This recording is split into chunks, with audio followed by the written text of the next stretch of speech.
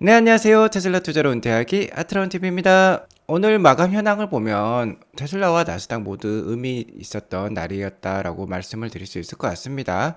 테슬라가 차량 가격을 큰 폭으로 인하하긴 했어요. 다만 오늘 주가를 보면요, 좀 다르게 해석해 볼 수도 있을 것 같아요. 그 의미에 대해서 알아보도록 하겠고요. 미디어를 통한 큰손의 페이크를, 큰손의 속임수를 조심해야 되겠다라고 말씀을 드릴 수 있을 것 같습니다. 오늘 마감 현황 살펴보고 가도록 하겠습니다. 나스닥이 다시 한번 1500선 이상으로 올라왔습니다. 제가 박스권의 하단으로 계속 제시해 드렸던 1500선을 다시 넘어서면서 좋은 모습 보여주었어요. 나스닥은 오늘 2.56%나 급상승하는 모습을 보였습니다. 장 초반에는 이렇게 빠지기도 했어요. 안 좋은 모습을 보이기도 했지만 향후 다소 인플레이션 압력이 줄어들면서 연준의 금리 인상 속도도 조절이 될 수 있다라는 기대감으로 오늘 주가가 많이 상승했다라고 보시면 될 것 같아요. 오늘 장 상승에 가장 큰 영향을 주었던 이슈로는 역시 고용 지수를 들 수 있겠는데요. 실제로 고용은 아직도 강하다라는 것을 보여주었습니다. 12월 일자리 수, 그러니까 비농업 고용 지수죠.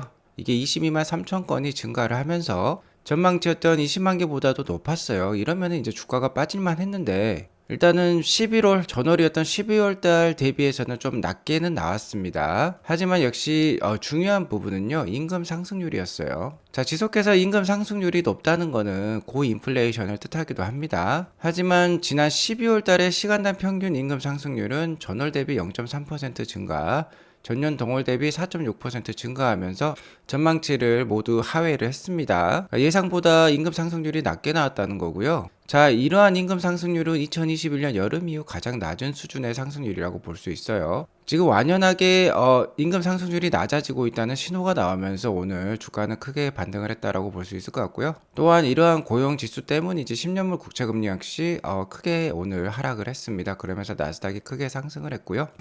유가는 큰 변동 없었어요. 아직 70불대 초반에서 낮은 수준에서 안정적인 움직임을 가져가고 있습니다. 자, 오늘 맵을 보시면은 애플이 3.68% 상승하면서 시장의 상승에 견인 역할을 했고요. 반도체 역시 뭐 4%대, 6%대 크게 반등을 보여주면서 오늘 장을 이끌었다라고 볼 수 있겠어요. 테슬라는 2.46% 상승하면서 다른 주식들에 비해서 좀 미약하긴 했습니다만, 프리마켓에 8% 이상 마이너스를 기록하기로 했어요. 자, 이를 뭐 다시 돌이켜보면 한 10% 이상 말아 올렸다는 건데 오늘 거래량도 크게 나오면서 정말 손바뀜이 활발히 이루어지고 있다라고 볼 수 있을 것 같습니다. 아무튼 그래도 크게 뒷심을 발휘했다라고 평가를 할 수 있겠습니다. 아무튼 오늘은 반도체라든지 뭐 신용카드라든지 애플이라든지 이렇게 경기에 민감한 업종들이 오늘 크게 오르고 헬스케어라든지 컨슈머 디펜시브 영역은 비교적 낮게 오른 그런 장이었다라고 보시면 될 것 같고요. 자, 고무적인 건 나스닥 일봉 차트를 보면 다시 한번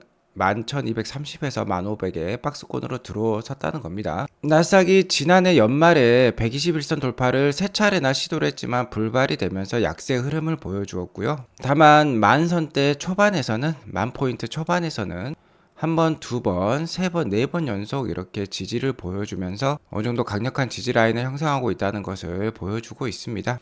앞으로의 장이 좀 더 기대되는 모습이에요. 이런 박스권에서 다시 한번 올라갔다 내려갔다 할 가능성이 높겠다라고 말씀을 드릴 수 있을 것 같고요. 오늘 미국 노동부에서 발표한 고용지표에서 가장 눈여겨볼 건 역시 임금 상승률이라고 볼 수 있겠는데 실제로 실업률은 3.5%로서 역대 최저 수준이라고 볼 수 있어요. 지난달 한 3.6%를 보여주었는데 오히려 더 낮아진 실업률을 보여주면서 정말 완전 고용 상태이다 라고 볼 수 있을 것 같습니다. 자, 고용 상황이 좋다는 건 연준의 긴축이 지속이 될 수 있다는 것을 의미할 수도 있지만요. 낮아진 실업률은 반대로 생각해 보면요, 사람들의 노동시장 참여가 늘어나고 있다는 것을 뜻하기도 해요. 즉 구직 활동이 많아지고 있다는 거고, 사람들의 구직 참여가 늘어나면 늘어날수록 임금 상승률은 당연히 낮아지겠죠. 일하고 싶어하는 사람들이 많으니까 싸게 고용할 수 있게 되는 겁니다. 자, 그리고 임금 상승률은요, 인플레이션과 직결이 되는 이슈로서 임금 상승률이 인하가 되면 인플레이션이 인하될 수 있다는 것을 뜻합니다. 최근 임금 상승률 이렇게 계속해서 낮아지고 있는 모습 보여주고 있죠. 자, 그리고 인플레이션이 낮아지면요, 연준이 긴축을 지속할 이유가 없어지는 거예요. 자, 한 달 전만 하더라도 다음 FOMC 회의인 2월 1일에 0.25% 금리 인상, 그러니까 베이비 스텝의 금리 인상 확률이 37.5%밖에 안 됐습니다. 근데 이게 74%까지 껑충 뛰어 올랐어요. 전일만 하더라도 62.6%였는데 12%포인트나 바로 올라 버렸습니다. 바로 이렇게 낮아지는 임금 상승률을 연준의 금리 인상 확률이 바로 영향을 받았다라고 볼 수 있을 것 같아요. 자, 올해 첫 번째 FOMC 회의 때 금리 인상이 베이비 스텝에 그친다면 시장은 뭐 큰 하락보다는요 바닥을 다질 가능성도 충분히 있어 보입니다. 그간 뭐 0.75% 너무 급속도의 금리 인상을 작년에 단행을 했기 때문에 아무래도 베이비 스텝의 금리 인상이 있으면 시장 참가자들이 어느 정도 안도를 할 수 있을 것 같고요. 올해 2월달, 3월달 이렇게 두 차례의 베이비 스텝 즉 0.25%의 금리 인상을 한 다음에 연말까지 좀 이어질 가능성이 높을 것 같아요. 그러니까 4%대 후반에서 최종 금리를 유지할 가능성이 지금은 높아 보입니다. 아무래도 연준 파월 의장이 올해는 금리 인하는 없다라고 단언을 했기 때문에 4% 후반을 찍고 계속해서 유지할 가능성이 높겠다라고 말씀을 드릴 수 있을 것 같아요. 자, 그렇게 되면 금리가 어느 정도 유지가 된다는 가정하에서는 어떤 게 가장 중요하겠습니까? 역시 기업들의 실적이 가장 중요해지는 겁니다. 금리를 고정값으로 생각해 보았을 때 역시 변수는 기업들의 실적이 되겠고요. 실적을 작년 수준으로 유지하거나 아니면 작년보다 발전하는 기업들은 주가가 어느 정도 잘 버틸 것으로 판단이 들고, 이런 고금리 상황에서 실적이 고꾸라지게 된다면은 역시 경쟁력이 약한 기업이다라고 생각이 되면서 주가가 빠질 가능성도 있겠죠. 아무튼 이번 주가 끝나면서 굵직한 두 가지 이슈가 이제 소멸이 되었고요. 다음 주에는 역시 미국 CPI 지수, 컨슈머 프라이스 인덱스, 소비자 물가 지수 발표가 있는데요. 전월에 7.1% 정도로 나왔고요. 이번 달에도 좀 더 낮아진 그런 수치가 나온다면 충분히 미 증시의 반등이 한 차례 더 올 수 있을 것으로 판단이 됩니다. 테슬라는 오늘 113불 정도로 마감을 했어요. 2.47% 상승을 했는데 지금 보시는 차트는 5분봉 차트예요. 이 봉 하나가 5분을 뜻합니다. 그러니까 오늘 하루의 움직임만 보자는 건데요. 시작할 때는 프리마켓 때 워낙 많이 빠져가지고 101불 정도로 시작을 했었어요. 이미 프리마켓 때 마이너스 8% 정도로 시작을 했는데요. 끝내는 이렇게 급속도로 말아 올리면서 113불로 마감을 했습니다. 마이너스 8%가 아니라 2.47% 상승으로 마감을 했는데요. 오늘 일봉 차트를 보면 거래량이 2억 2천만 주에 달하면서 오늘도 활발한 손바뀜이 있었다.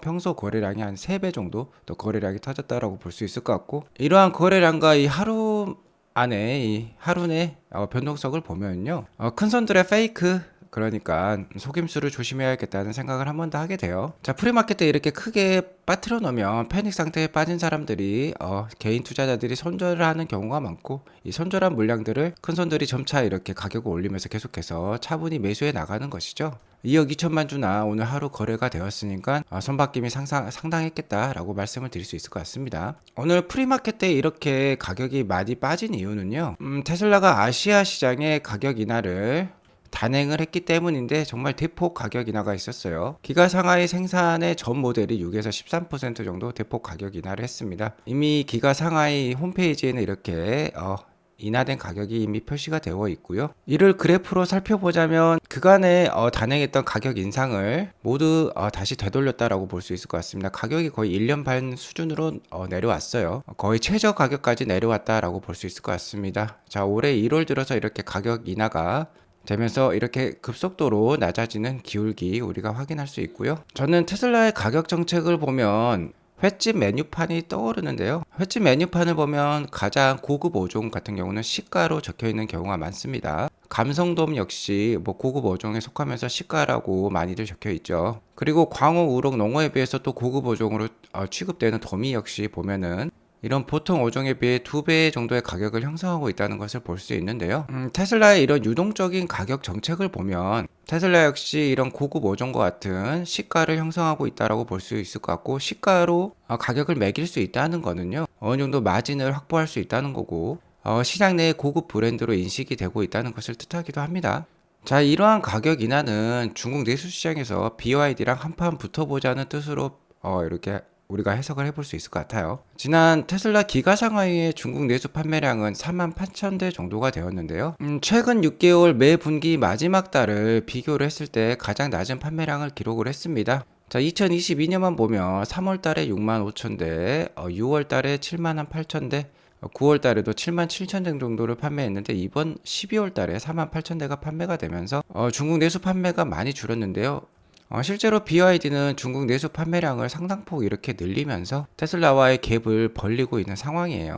자, 이렇기 때문에 BYD랑 경쟁을 하기 위해서라도 테슬라는 가격 인하를 할 수밖에 없었고요. 무려 6에서 13%라는 가격 인하를 단행을 하면서 BYD랑 제대로 한번 붙어보자라는 뜻을 표출하고 있다라고 볼 수 있을 것 같습니다. 자, 중국 시장 가격 인하를 이렇게 수치로 살펴보면 모델 3는 뭐 마이너스 6%에서 마이너스 13%까지 인하를 했고요. 모델 Y도 마이너스 10%에서 마이너스 13%까지 가격 인하를 단행을 했습니다. 특히 모델 3 스탠다드 레인지죠. 리어 휠 드라이브 같은 경우는 22만 9천 위안까지 내려왔어요. 거의 BYD 가격에 필적할 만한 가격까지 내려왔기 때문에 자, 모델 3의 경쟁력이 상당히 높아졌다고 볼 수 있을 것 같습니다. 아무래도 올해는 모델 3가 많이 판매될 수도 있을 것 같아요. 중국 내수 시장에. 한국 시장 역시 가격 인하를 단행을 했습니다. 그간 매우 비싸게 취부되었던 모델 Y 같은 경우는 뭐 9천만 원이 넘고 1억이 넘는 수준이었는데 너무 비싸다는 말들이 많았어요. 그러면서 12%, 9.5%라는 큰 가격 인하를 단행했다는 거 우리가 여기서 알아볼 수 있고요. 자, 아시아 시장의 주도권은 중국이 가지고 있고 중국 시장에서 잘 경쟁을 해야 되는데 자, 이 그래프를 보면 이 주황색은 BYD의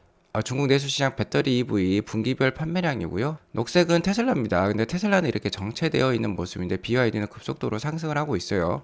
아무래도 글로벌 금리 인상 기조에 경기가 안 좋다 보니까는 가격이 비싼 차량은 안 팔리고요. 가격이 싼 차량은 상대적으로 많이 팔리는 모습을 보이고 있는 것으로 판단이 됩니다. 자, 어쨌든 테슬라가 대규모 가격 인하를 단행했다니까 뉴스에서는 대대적으로 보도를 했겠죠. 자, 그러면서 프리마켓 때 이렇게 테슬라 가격이 많이 빠졌어요. 101불까지도 빠졌었는데 이거 역시 페이크였다. 오늘 장 마감 현황 플러스로 상승한 걸 보면 역시 페이크였다는 거 우리가 확인해 볼 수 있는 것이죠. 물론 오늘 전반적으로 매크로 상황이 호전이 되면서 전반적인 증시의 상승이 있었지만 테슬라는 최근 매크로 상황과도 그리고 나스닥의 상승과도 반대로 가는 경우가 많았기 때문에 아무래도 오늘 이러한 모습은 뉴스와 미디어를 통한 페이크일 가능성 속임수였을 가능성이 높았다라고도 볼 수 있을 것 같아요. 자, 테슬라는 차량 가격을 인하했지만 BYD는 올해 1월 1일부로 차량 가격을 인상을 했습니다. 아무래도 이 높아지는 배터리 생산 가격 때문인 것 같아요. 배터리의 주요 원재료라고 할 수 있는 리튬은요, 최근 어느 정도 하락세를 보여주고 있지만 전년 동기 대비 거의 2배 정도 오른 상황이고 2021년 중순 대비로는요